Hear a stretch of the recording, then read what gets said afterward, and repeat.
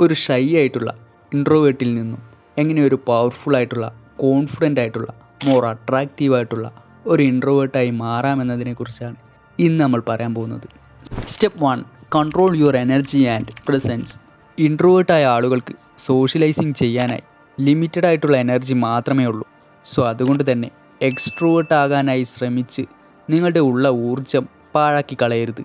പകരം നിങ്ങൾ നൽകുന്ന ഊർജം നിയന്ത്രിക്കാൻ പഠിക്കുക. സാവധാനത്തിൽ നീങ്ങുക, സാവധാനം സംസാരിക്കുക. നിങ്ങൾ ചെയ്യുന്ന എല്ലാ കാര്യങ്ങളും മനഃപൂർവ്വം ചെയ്യാനായി ശ്രമിക്കുക. കാരണങ്ങൾ കൂടാതെ ഒന്നും ചെയ്യാതിരിക്കാൻ ശ്രമിക്കുക. ഫോർ എക്സാമ്പിൾ, പരിഭ്രാന്തിയോടെ ചുറ്റും നോക്കുന്നതിന് പകരം നിശ്ചലമായിരിക്കുക. വളരെ വേഗത്തിൽ സംസാരിക്കുന്നതിന് പകരം സംസാരിക്കുന്നതിന് മുമ്പ് താൽക്കാലികമായി നിർത്തുക. അത് നിങ്ങളെ ശക്തനാക്കുന്നു. അമിതമായി വിശദീകരിക്കുന്നതിന് പകരം കുറച്ചു പറയുക, എന്നാൽ കൂടുതൽ അർത്ഥത്തോടെ.